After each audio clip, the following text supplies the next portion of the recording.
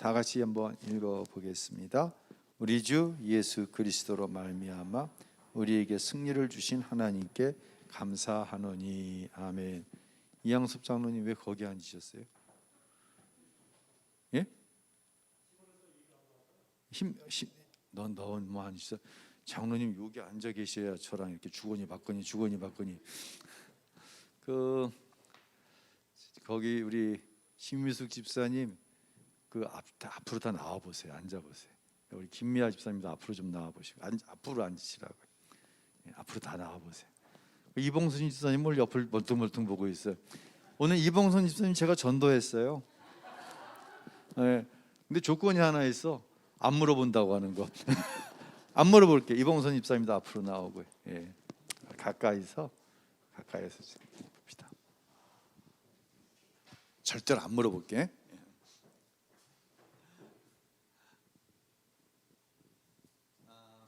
지난 금요일 날 그런 말씀을 드렸어요. 자기를 모르는 거. 자기를 모르는 거. 인생에 있어서 인간관계를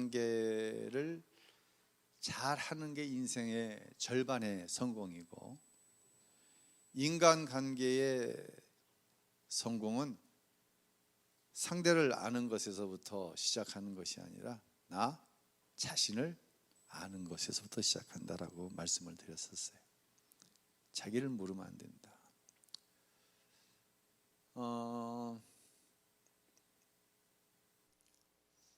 어제 제가 가까운 목사님한테 전화를 받았는데 막 웃으면서 전화를 한 거예요. 기가 막히다는 시. 이 내용이 뭐냐면, 사모님이 볼일을 볼 일이 있어서 목사님 이제 승용차를 쓰시게 돼 갖고 사모님이 목사님을 교회에다 내려드리고 볼일을 보러 일산을 가신 거예요. 그런데 전화가 왔어요. 여보, 자동차 키가 없어요. 사모님이. 무슨 의미인지 이해가 되죠? 요즘에는 키를 넣고 시동을 걸기도 하지만 스마트 키 같은 경우에는 누르면 차가 가잖아요. 그리고 자동차 키를 갖고 있는 사람이 옆에만 앉아 있으면 이게 시동이 걸리거든. 그러니까 목사님을 옆에 태우고 목사님 주머니에 키가 있는데 사모님이 시동을 걸고 목사님을 내려주고 그냥 간 거야. 열쇠가 없이. 그러니까 다시 볼일을 보고 생각해 보니까 이게 안 걸리는 거야. 왜 안 걸려? 키가 없는 거야. 키는 지금 누가 있는 거야? 서울에 있는 목사님한테. 그래서 지금 자동차 키 가지고 일산 간다고, 너무 어이가 없다고, 어떻게 이런 일이 일어날 수 있냐고 그렇게 전화가 왔더라고요. 왜 이 말씀을 드리냐면, 우리 신앙생활에 있어서 가는 거예요. 그냥 가는 거예요. 그런데 어느 순간 멈추는 순간이 있어요. 멈추는데 움직이질 않는 거예요. 멈췄는데 내 신앙이 한 발자국도 앞으로 안 나가는 게 보이는 거예요. 신앙이 안 나가니까 신앙에 대한 기쁨도 없고 신앙에 대한 별 감격도 없이 그냥 신앙생활 하는 거예요. 여러분 중에는 이러한 상태에 계신 분들이 있을 수 있어요. 신앙생활을 굉장히 오래 했는데 어느 시점부터 가긴 갔어. 자동차 키가 없어도 스마트 키니까 가긴 갔는데 다시 뭔가를 뭔가 이걸 시동을 걸어서 앞으로 좀 한번 힘있게 신앙생활이고 삶이 하고 싶은데 안 움직여지는 거예요. 이유를 모르는 거예요. 근데 대부분의 경우에는 뭐에서 막히냐면 자기를 모르는 거예요. 좀 더 구체적으로 말하자면 자기 안에 있는 죄의 문제를 모르는 거예요.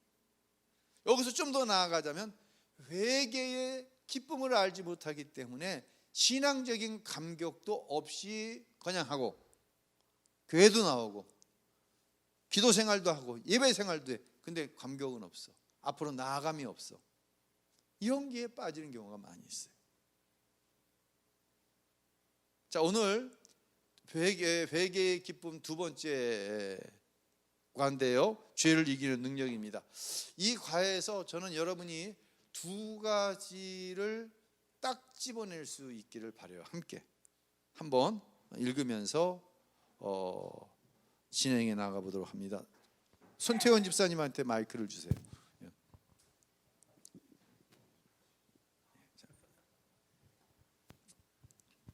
죄를 이기는 능력, 많은 성도가부터 읽어주시죠.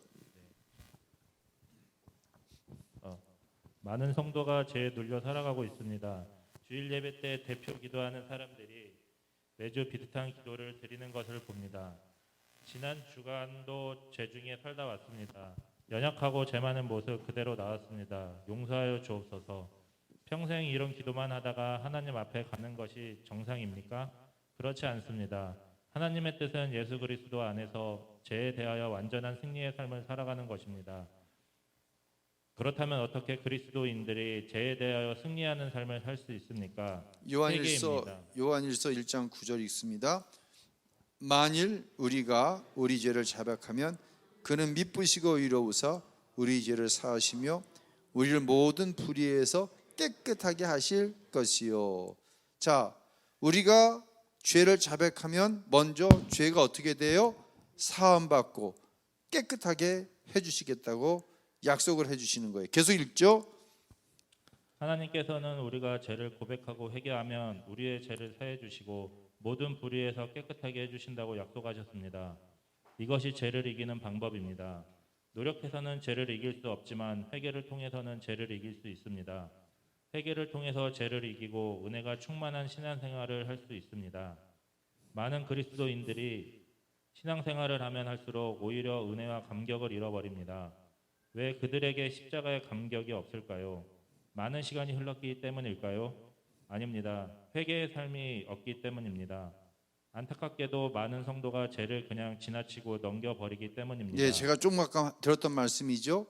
신앙생활을 여전히 하고 있어요. 예배생활도요, 사명도 감당해요. 그러나 어느 시점부터 안 가는 거예요. 이게 감격도 없는 거예요. 기쁨도 없는 거예요. 계속 읽습니다. 우리는 하루를 마무리하고 잠자리에 들기 전에 다 씻습니다. 그런데 말과 행동으로 잘못하고 마음으로 잘못한 죄에 대해서는 회개하지 않고 그냥 넘어가는 사람이 너무 많습니다. 그것이 쌓여서 기도는 해야 하는데 기도할 수 없게 되고 시간이 지나면서 영적으로 무감각해지게 되는 것입니다. 하나님의 마음을 아프게 하고도 마음이 편안하고 죄를 짓고도 아무렇지 않게 예배드립니다. 정말 두려운 일입니다. 주님과의 사이를 제가 가로막고 있는 것입니다. 예, 하나님을 우리가 신앙생활을 잘 한다고 하는 것은요, 단순히 예배생활 열심히 하고 사명 잘 감당하고 이것을 신앙생활 잘 한다라고 표현을 할 수도 있지만, 가장 중요한 것은 인간관계에서 중요한 게 자기 자신을 아는 것이 중요하듯이 신앙생활 가운데 가장 중요한 것은 하나님과의 관계가 중요한 거예요. 지금 내가 하나님 앞에 어떤 모습으로 서 있는가를 우리는 계속해서 볼 수 있어야 돼요. 저는요, 저뿐만 아니라 대부분의 목회자들이 마찬가지예요. 토요일 거의 움직이지 않습니다. 금요일 거의 움직이지 않습니다. 저 같은 경우에. 왜요? 목욕실에 앉아 있는 것과 내가 어떤 내 개인의 일이 되었든지 어떤 일이 되었든지 일을 하는 과정에서 어떤 게 죄를 범할 수 있는 확률이 높아? 거꾸로 어떻게 죄를 안 범할 수 있는 확률이 높아? 목욕실에 앉아 있는 거예요. 뭘 하든지 목욕실에 있는 거예요. 근데 어느 때는요, 제가 대부분 화요일이면 주일 설교의 어떤 윤곽을 잡아 나가거든요. 그 지난 주간에 다음 주일은 어떤 설교를 해야 되겠다 그러고 화요일부터 윤곽을 잡아 나가고 시작해서 수요일에 설교가 한 60% 정도 주일 설교가 완성이 돼요. 그리고 목요일 날은 이제 금요 심야에 대한 것을 구상을 하고 목요일 날 오후에 주일 설교가 한 80% 완성이 돼요. 그런데 어떤 때는 화요일이 되었는데 한 발자국도 못 나갈 때가 있어요. 설교 준비가. 진짜 누가 나를 너무너무 재밌게 해주는 거야. 근데 눈은 그걸 바라보고 있는데 생각은 온통 이게 왜 그러지? 왜 이게 안 나가지? 왜 하나님께서 나에게 어떤 영감을 주시지 않지? 너무너무 고통스러운 거예요. 그런데 아주 대부분의 경우에는 막혀 있는 게 있는 거예요. 다른 말로 우리가 살아가는 데 있어서 인간의 관계가 중요하고 인간관계의 절반은 자기를 아는 데서부터 시작된다고 하는데 하나님과의 관계가 막혀 있는 거예요. 뭘 모르는 거예요? 내가 하나님 앞에 어떤 존재로 서 있는 걸 모르는 거예요. 좀 더 구체적으로 말하자면 내가 죄 가운데 있는데 그 죄의 문제를 하나님 앞에 회개를 통해 해결하지 않은 거예요. 한 발자국도 못 나가는 거예요. 여러분, 이것은 단순히 목사인 저에게만 해당되는 게 아니에요. 지금 하시는 여기 교재에 써 있는 내용은 그것과 근접해 있어요. 자, 계속 한번 읽어 보시겠습니다. 얼마 전 암으로 돌아가신 한 장로님의 이야기가 생각납니다. 솔직히 경건한 신앙인이라기보다 교회 정치에 열심히셨던 분이었습니다. 그런데 그의 자녀들은 참으로 신실했고 그중 한 명은 목사 사모였습니다. 평소 아버지를 잘 모시지 못했던 것이 못내 아쉬웠던 딸은 아버지가 입원해 있는 병실에서 아버지를 간병했습니다. 어느 날 새벽 예배 시간에 아버지가 회개해야 한다는 하나님 말씀을 들었습니다. 아버지에게 가서 회개하도록 하라니 딸의 입장에서는 참으로 곤란한 상황이 아닐 수 없었습니다. 하지만 하나님께서는 너무나 분명한 마음을 주셨기에 그녀는 아버지와 단둘이 있는 시간에 이렇게 말씀드렸습니다. 아버지, 하나님께서 아버지가 회개하기를 원하세요. 그 말을 들은 아버지 장로님은 얼마나 노발대발 역정을 내시는지 당장 그 자리에서 쫓겨났다고 합니다. 평생 열심히 하나님을 섬겼다고 생각하는 자신에게 회개하라는 딸의 말이 몹시 언짢았던 것입니다. 자녀들은 아버지를 이대로 하나님 앞에 가게 할 수 없다며 눈물로 기도하기 시작했습니다. 사흘쯤 지났을 때 그 장로님이 자녀들을 모두 불러 모았습니다. 자녀들이 모두 모인 자리에서 그는 자신이 무릎을 꿇을 수 있도록 도와달라고 말했습니다. 온몸에 암이 퍼져 통증으로 다리를 만지지도 못하게 하시던 분이 무릎을 꿇고 하나님, 제가 이런 잘못을 회개합니다 라며 통곡하고 회개하기 시작했습니다. 부인과 자녀들에게도 이것은 내가 잘못했다라고 하며 일일이 용서를 구했다고 합니다. 누웠다가 또 회개할 일이 생각나면 침상에서 일어나 다시 무릎을 꿇고 회개하고 그렇게 몇 날을 회개하시다가 어느 저녁 아무 고통 없이 편안히 소천했습니다. 하나님께서 그토록 기다리시던 회개를 다 쏟으시고 하나님의 용서와 은혜를 입고 하나님 앞에 가신 것입니다. 자, 이제 오늘 장로님에 대한 비유가 나오는데 예를 한번 들어봅시다. 어느 장로님이 어느 목사라고 합시다. 어느 목사님이 나이 80이 되어서 암에 걸려서 장로님과 똑같이 임종을 기다리고 있어요. 그런데 목사님의 딸이 기도했는데 하나님께서 우리 아빠 회개해야 돼. 천국은 가. 천국은 가겠지만 아버지가 회개하지 않으면은, 예를 들어서 20살에 예수를 믿기 시작해갖고 정말 얼마나 신앙생활을 열심히 했으면, 교회에서 맡겨진 사명을 충성스럽게 하셨으면 장로가 됐겠어요? 그래요. 나이 50살에 장로가 됐다고 합시다. 그래서 그 감격을 가지고 한 10년 정도 열심히 했습니다. 그런데 60살 때부터 감격을 잃어버린 거예요. 목사인데 새벽이니까 새벽 기도하고, 금요일이니까 심야 부흥회 인도하고 쫙 목소리 터지도록 하는데 목만 아파. 주일날 목사니까 예배 인도해. 이러고 20년을 살아간 거예요. 여러분, 이러한 게 있을 수 있을까요, 없을까요? 있을까요, 없을까요? 충분히 있을 수 있습니다.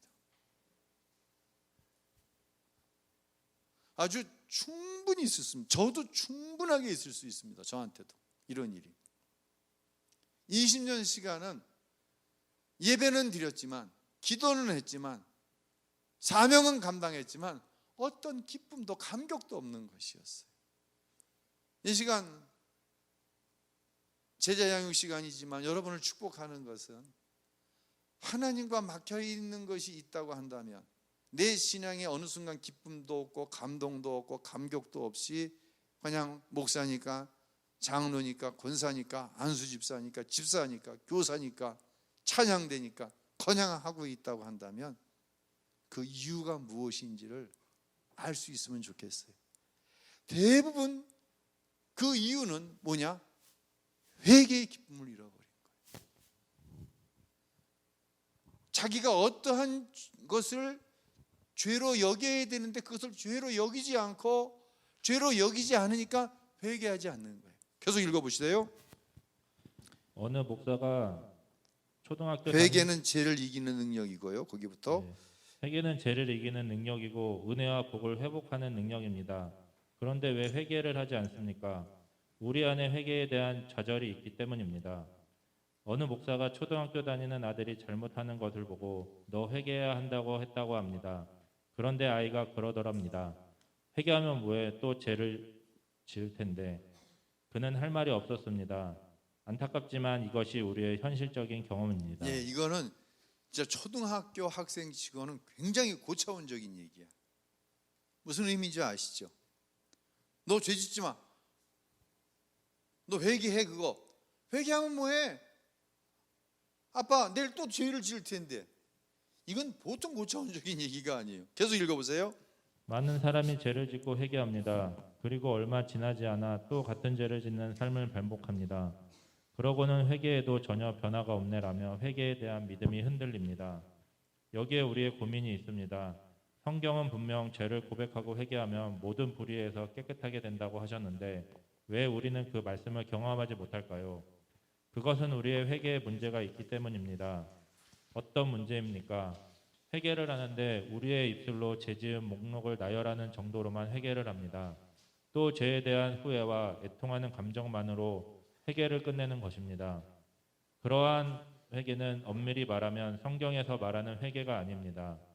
진정한 회개는 죄만 바라보고 하는 회개가 아니라 살아계신 예수님을 바라보며 하는 회개여야 합니다.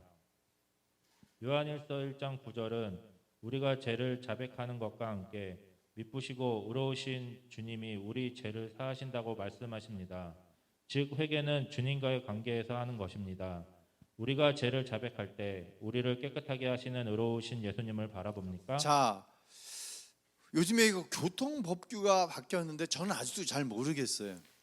이 횡단보도가 파란색이에요. 저희 집에서 이제 나오면은 이제 앞에 작은 사거리가 있는데 비보고 좌회전을 할 수 있는 사거리예요. 어떤 사거리인지 이해가 되시죠? 그러면 내가 가는 방향으로 앞 정면에 파란불이 있을 때 어떻게 하면 된다는 거예요? 좌회전하면 돼. 근데 좌회전을 하면 이 횡단보도에 무슨 신호가 걸려? 파란불이 걸리는 거예요. 그럼 이거 좌회전 비보고 좌회전 해도 되는 거예요, 안 되는 거예요? 안 되는 거예요, 안 되는 거예요? 난 그거 잘 모르겠어 아직도. 그리고 직진을 해 갑니다. 그럼 또 사거리가 나오는데 나는 우회전을 해야 돼. 그런데 어느 때 우회전하기가 제일 좋으냐면 좌회전 신호가 떨어지면 이쪽에서 이 차가 이 방향으로 안 오기 때문에 우회전을 하기 제일 좋거든. 우회전하려고 그러면 이쪽 횡단보도에 뭐가 떨어져 또 파란불이 떨어지는 거예요. 이때 우회전해도 돼요, 안 돼요? 난 진짜 몰라 이거. 안 되는 거예요? 진짜 안 되는 거예요? 아, 나 이거 답답해 죽겠어. 그러면 첫 번째 사거리에서 비보 좌회전 하라고 돼 있잖아요. 근데 직진일 때 이쪽 횡단보도가 파란불이기 때문에 그 비보 좌회전도 하면 안 되는 거네. 서 있어야 돼. 그러면 뭘 없애야 돼?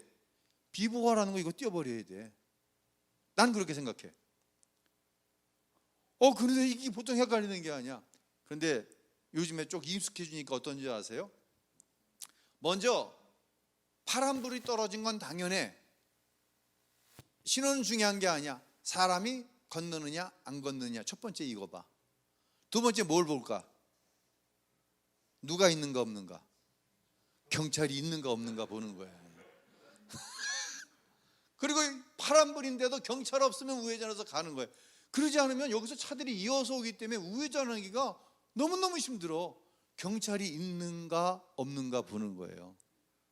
그것이 죄인가 아닌가가 중요한 게 아니라 이게 법을 어기는 것인가가 중요한 것이 아니라 경찰이 있나? 없으면 그냥 우회전화 가는 거예요. 자, 이것을 머리에 담고 첫 번째 포인트입니다. 오늘 말씀에 계속 읽어보세요. 왜 그리스도인들이 죄를 짓고도 회개하지 않을까요? 왜 회개하면서 또 죄를 짓는 것일까요? 예수님께서 자기 안에 거하심을 진정으로 믿지 않고 주님과의 교제도 없기 때문입니다. 예수님을 바라보지 않으니 회개할 대상이 없는 것입니다. 자, 무슨 말인지 이해가 되죠? 계속 읽어보세요.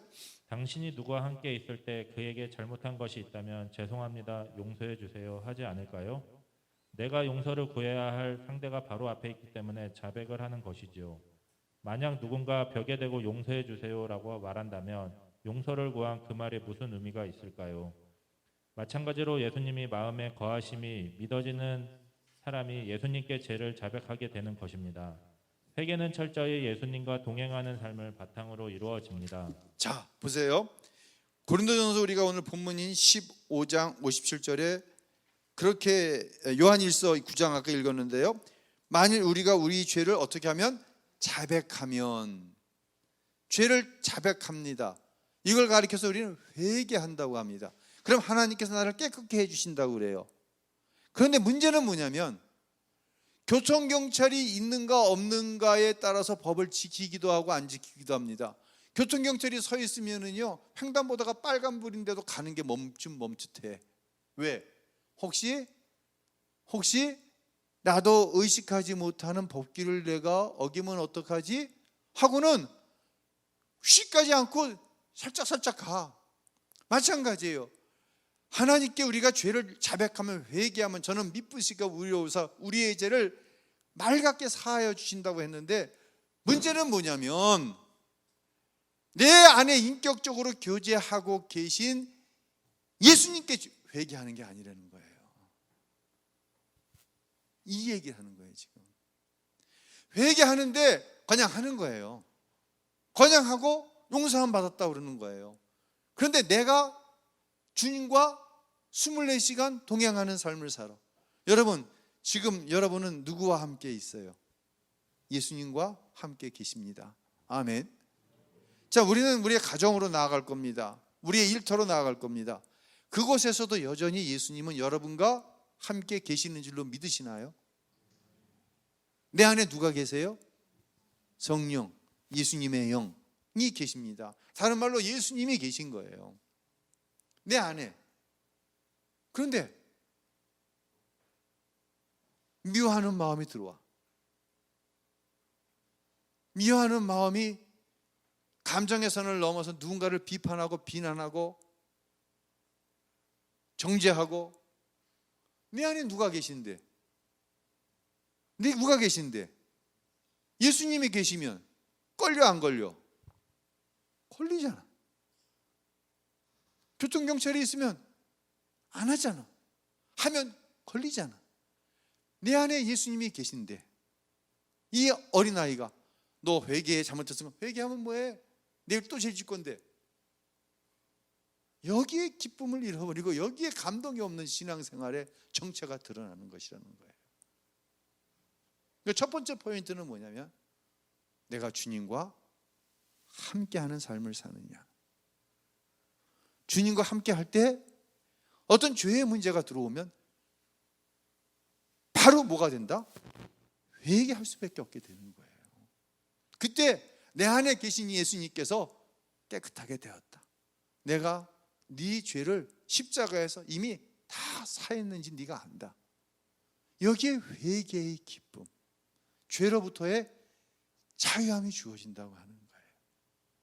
그러니까 의례적으로 회개하세요. 예. 하나님은 미쁘시고 의로우사 우리가 죄를 자백하기만 하면 모든 죄에서 우리를 용서해 주세요. 아멘 했어요. 그런데 기쁨도 없어, 감동도 없어, 감격도 없어. 이건 분명히 뭐인가 걸려 있는 건데 뭐에 걸려 있느냐? 내 안에 예수님이 계시다고 하는 사실. 내가 죄를 짓는 그 순간에도 내 안에 예수님이 나를 바라보고 계셨다고 하는 사실, 이 문제가 있다고 하는 거예요. 계속 읽어보겠습니다.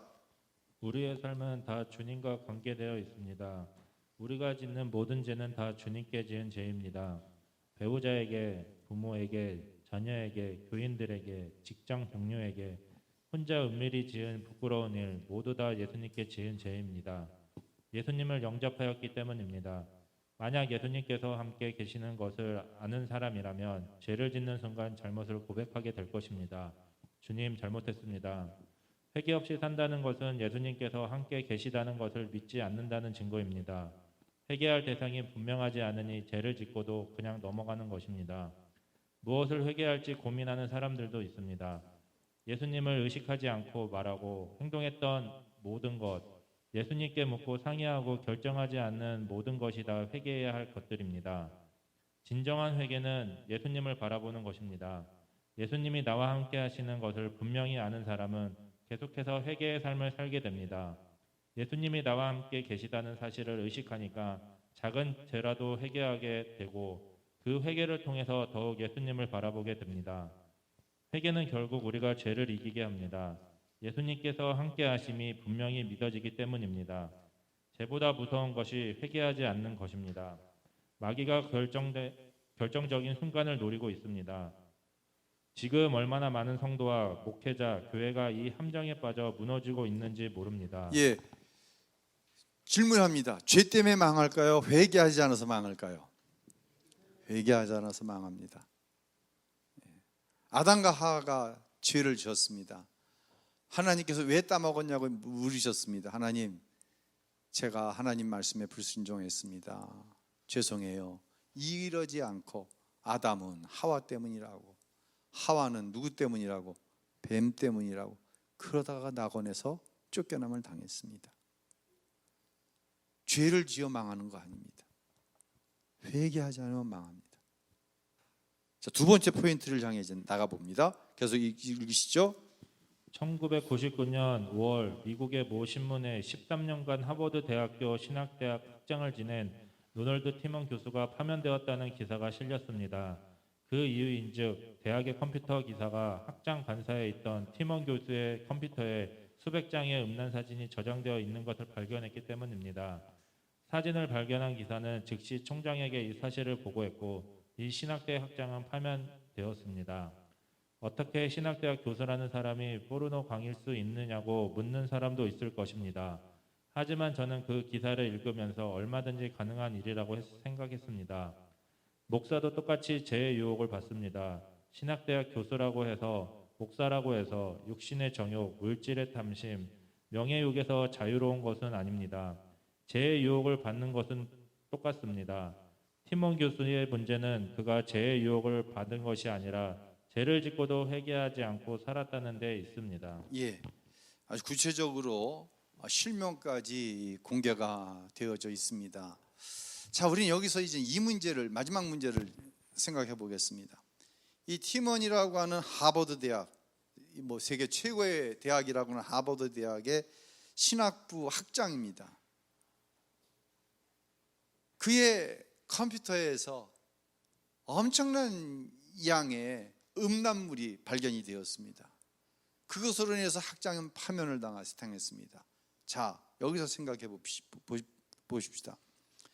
이 학장이 이 문제를 가지고 하나님 앞에 여러 번 회개했을까요? 안 했을까요? 이 죄에서 멈추게 해달라고, 이 음란한 죄에서 하나님 나를 용서하시고 이 음란한 죄에서 끄집어 달라고, 내달라고 회개했을까요? 안 했을까요? 얼마나 많이 회개했겠어요? 첫 번째, 회개는 했는데 정말 예수님이 내 안에 계시다는 사실이 믿어졌다고 한다면 그 죄를 짓는 순간 회개하게 되는 거예요. 근데 이 학장은 뭐에 실패했냐면 회개에 실패했습니다. 베드로 얘기를 한번 해볼게요. 한 걸음 더 나아가는 겁니다. 베드로가 예수님을 처음 만났을 때 주님, 저는 죄인입니다. 나를 떠나소서. 베드로가 밤새도록 고기를 잡지 못하고 이른 아침 예수님을 만나 예수님의 말씀에 순종하여 깊은 곳에 그물을 던졌을 때 많은 고기를 잡았어요. 그리고 그가 무엇인 줄 누구인 줄 아는 거예요. 예수가 메시아인 줄 알게 된 거예요. 그러니 메시아 앞에 섰을 때 뭐가 보였어요? 죄가 보인 거예요. 그래서 주님, 나는 죄인입니다. 나를 떠나소서. 예수님께서 베드로를 향해 모든 걸 다 버려두고 주를 쫓으라고 했습니다. 예수가 메시아 그리스도인지 알지 못했다고 한다면 어떻게 자기의 모든 걸 버려두고 주를 쫓을 수 있겠습니까? 분명히 베드로는 예수님을 믿었습니다. 그리고 점점 그의 신앙이 깊어져서 자기는 주님을 위해 죽을 수도 있다고 생각을 했습니다. 이거는 뻥이 아니라 이거는 진실 어린 고백이었습니다. 그런데 예수님께서 마지막 말씀 때 이런 말씀을 하십니다. 너희 중에 너희가 다 뿔뿔이 흩어질 것이다. 그리고 베드로를 향해 네가 새벽 달기 울기 전에 3번 나를 부인할 것이다. 베드로는 절대로 안 그런다고 그랬습니다. 그런데 베드로는 예수님의 말씀대로 새벽 달기 울기 전 3번 예수님을 부인합니다. 이때 베드로가 깨달은 것이 무엇일까요? 좀 넘어가 봅니다. 그리고 예수님께서 십자가에 죽으셨습니다. 그리고 부활하셨습니다. 승천하시기 전 제자들을 향해 뭐라고 말씀하십니까?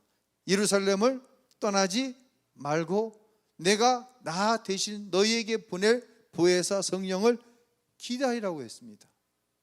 이건 무슨 의미일까요? 베드로와 제자들은 예수님이 기다리라고 했으니 뭐 기다려야지 이러고 기다렸을까요? 아니면 정말 사모하는 마음으로 기다렸을까요? 사모하는 마음으로 기다렸다고 저는 생각합니다. 왜 이 말씀을 드리냐면 우리는 회개합니다. 그 학장처럼 회개합니다. 그리고도 여전히 짓는 죄가 있습니까? 없습니까? 여전히 짓는 죄가 있어요? 없어요? 있습니다. 이 학장도 거기에 실패한 겁니다. 회개했는데 또 그 죄를 짓는 거예요. 베드로가 예수님을 사랑하고 죽기까지 예수님 따르겠다고 그랬는데 실패한 거예요. 베드로가 깨달은 거예요. 이건 내 의지나 결심으로 할 수 있는 일이다 아니다. 일이다 아니다. 아니다라는 걸 알게 되는 거예요. 여러분, 우리가 죄를 짓고 하나님의 자녀와 하나님의 자녀가 아닌 사람의 다른 점은 하나님의 자녀가 죄를 지을 때 하나님께서 뭐 하신다? 첫날 징계하신다 그랬어요. 징계의 이유가 뭐라고 그랬어요? 회개에 이르도록이라고 그랬어요. 회개에 이르러요. 근데 회개했으면 그 죄 짓지 말아야 되는데 짓지 않는 죄도 있는데 여전히 짓는 죄도 있어요. 이때 우리는 우리의 한계에 부딪히는 거예요. 우리의 한계에 부딪힐 때 새로운 전환이 나타납니다. 그 새로운 전환이 뭡니까? 바로 내 힘으로는 할 수 없습니다. 누구요? 내 안에 내주하셔서 나를 다스려 주옵소서. 누구요? 성령이요? 내 안에 내주하셔서. 좀 더 구체적으로 얘기한다면 성령이요? 내 안에 충만하게 역사하셔서 내 의지로 회개했는데 사함 받았는데 또 죄 가운데 끌려 들어갈 수밖에 없는 내 이 연약함, 이것을 성령 앞에 내어놓사오니 성령이요 내 안에 오셔서 나는 완전히 예수님의 십자가에 죽게 하시고 완전히 예수님과 동행하는 삶을 살게 하옵소서. 이 단계로 넘어가게 된다는 거예요. 그래서 하나님의 자녀에게는 죄, 징계, 회개, 이것은 우리의 신앙생활에 굉장한 유익이 되는 거예요. 굉장한 유익이 되는 거예요. 어떻게 보면 이것이 우리에게 부끄러움일 수도 있어요. 얼마나 부끄러워요. 하버드 대학 신학 확장이 이런 일을 보냈으니까. 그런데 말입니다. 왜 이렇게 이름까지 내놓으면서 이렇게 될 수가 있을까요? 이는 이 징계 가운데 뭐 했을까요? 학장이 회개했습니다. 그리고 누구를 의지하는, 얼마나 자신이 많은 공부를 했을 거예요.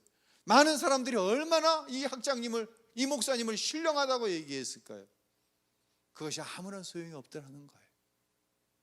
오직 누구를 의지할 때? 성령을 의지할 때만. 할렐루야.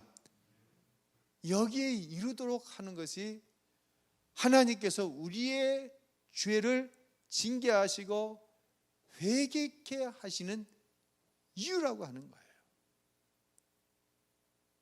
그래서 가장 승리하는 사람은 누구냐면 죄 안 짓는 사람이 승리하는 사람 아니에요. 왜 이런 말씀을 드리냐면 죄 안 짓는 사람은 없어요. 죄 안 짓는 단계는 영화로운 단계인데, 영화로운 단계에 역사적으로 이르렀던 사람이 얼마나 될까요? 영화로운 단계는 없어요, 이 땅에서.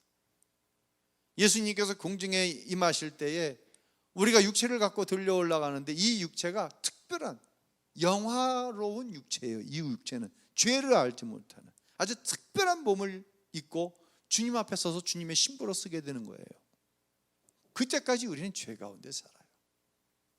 그렇기 때문에 징계는 하나님의 자녀를 향한 또 다른 축복이고, 징계가 없다고 한다면 그는 누구다? 성경에 사생아요라고 표현을 하고 있는 거예요.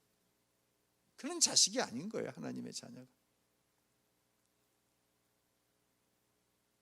회개의 기쁨. 좀 더 나아가서 내 힘을 할 수 없습니다. 누가 도우셔야 합니다? 성령이 도우셔야 합니다. 이것이 건강한 신앙인의 모습이고, 이런 신앙인에게는 회개의 기쁨이 있는 거예요. 그런데 날마다 새로워지는 것이죠.